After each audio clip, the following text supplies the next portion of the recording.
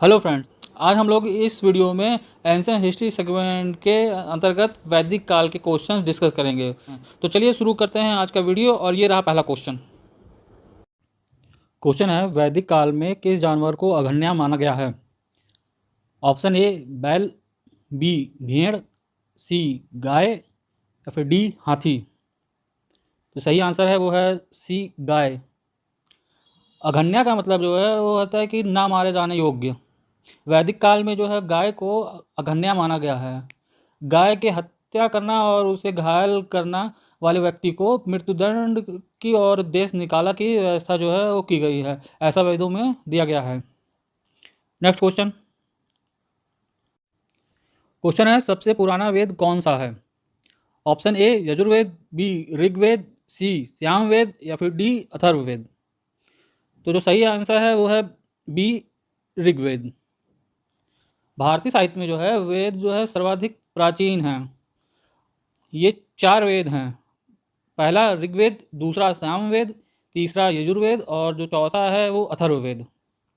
अब इन वेदों में जो सर्वाधिक महत्वपूर्ण है वो सबसे है वो है ऋग्वेद।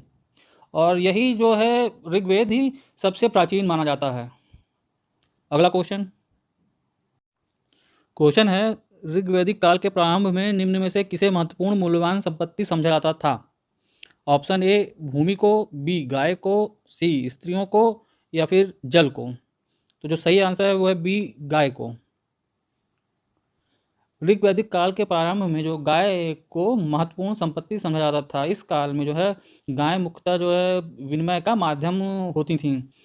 ऋग्वेद के कुछ सूक्तों में गाय को देवता के रूप में यहाँ तक कि कल्पित किया गया है। अगला question.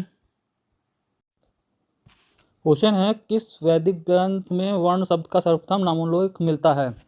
Option A Rigveda, B Atharvaveda, C Samaveda या फिर डी यजुर्वेद। तो जो सही आंसर है वो है ए ऋग्वेद।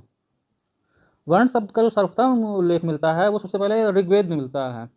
ऋग्वेद में वर्ण शब्द जो है रंग के अर्थ में और कहीं कहीं पे व्यवसाय चयन के अर्थ में प्रयोग किया गया है। आर्यों को जो है गौर वर्ण का और जो दासों को है वो कृष्ण वर्ण का कहा गया है। प्रारंभ में जो है शुरुआत में तीनों वर्णों का उल्लेख पाते हैं, ब्राह्मण, क्षत्रिय और वैश्य। बाद में जो है एक चौथे वर्ण जो है शूद्र का नाम जो है समाज में उत्पन्न हुआ था। ऋग्वेद के जो है 10वां मंडल में पुरुष सूक्त में सर्वप्रथम शूद्र शब्द मिलता है। यहाँ चारों वर्णों की उत्पत्ति जो है एक विराट पुरुष के विभिन्न अंगों से बताई गई है। अगला क्वेश्चन।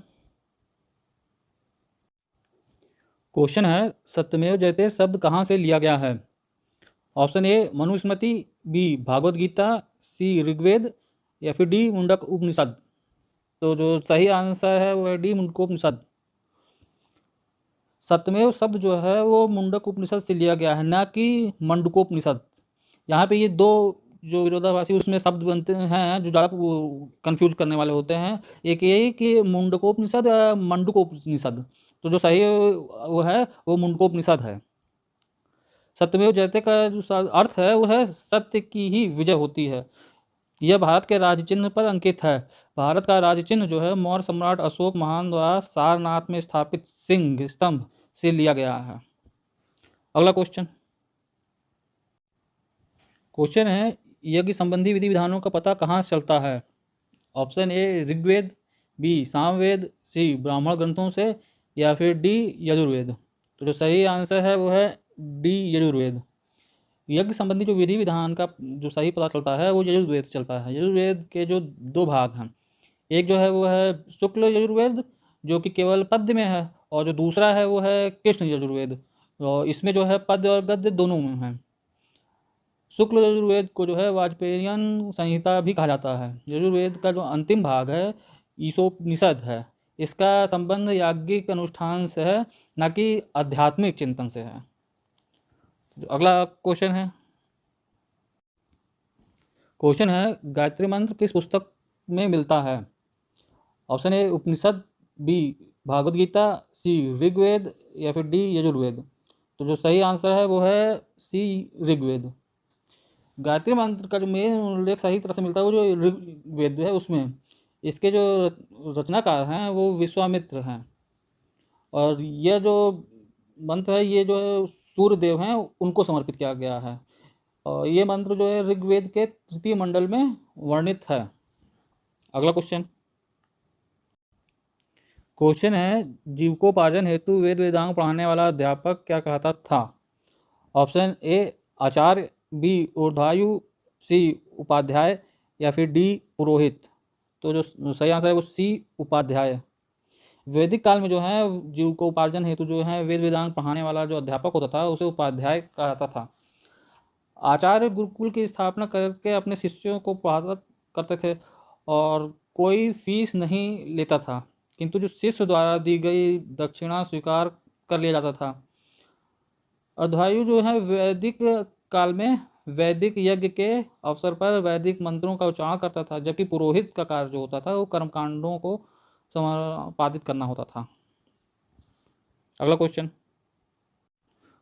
है ऋग्वेद में उल्लिखित प्रसिद्ध 10 राजाओं का युद्ध किस नदी के किनारे लड़ा गया था? Option A Purushni, B Saraswati, सी विपाशा और डी अश्विनी। तो जो सही आंसर है वो है पुरुषणी। 10 राजाओं का युद्ध जो है वो पुरुषणी नदी के किनारे लड़ा गया था।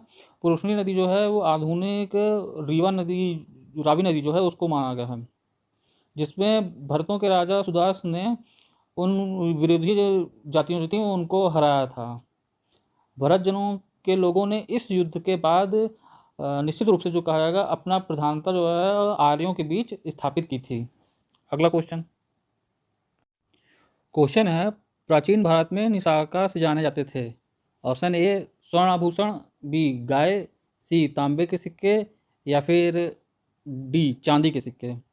तो जो सही आंसर है वो है स्वर्ण आभूषण।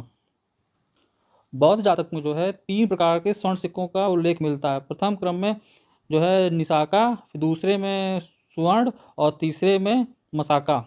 मसाका जो था इनका मूल्य की दृष्टि से निम्न कोटि के थे और निशाका जो थे ये उच्च मूल्य के जो मुद्रा थी वो थी। वैदिक काल में स्वर्ण आभूषणों को निशाका कहा गया है। अगला क्वेश्चन है निम्नलिखित में से किसे ऋग्वेद में युद्ध का देवता समझा जाता है? ऑप्शन ए अग्नि को, बी इंद्र को, सी सूर्य को या फिर डी वरुण को। तो जो सही आंसर है वो है बी इंद्र को। ऋग्वेद में इंद्र का वर्णन जो है सर्वाधिक प्रतापी देवता के रूप में किया गया है, जिसे जो है 250 सूक्त समर्पित किए गए हैं। यह ऋग्वेदिक काल में सर्वाधिक लोकप्रिय देवता था। इंद्र को आर्यों का युद्ध नेता और वर्षा आंधी तूफान का देवता माना जाता है। ऋग्वेद में अग्नि को 200 सूत्र जो है समर्पित किए गए हैं और वह इस काल का दूसरा सर्वाधिक महत्वपूर्ण देवता है। और जो तीसरे स्थान पे है वो है वरुण, जो कि समुद्र का देवता है और ऋतु का नियामक माना जाता है। तो ये थे हिस्ट्री सेगमेंट के 10 most important question. I hope ये वीडियो आपको ज़रूर पसंद आया होगा। वीडियो आपको कैसा लगा कमेंट बॉक्स में ज़रूर बताएं। पसंद आया है तो अपने ग्रुप में शेयर करें और प्रवीण मंत्रा को लाइक, सब्सक्राइब और शेयर करना ना भूलें। आज के लिए इतना ही। Thank you friends.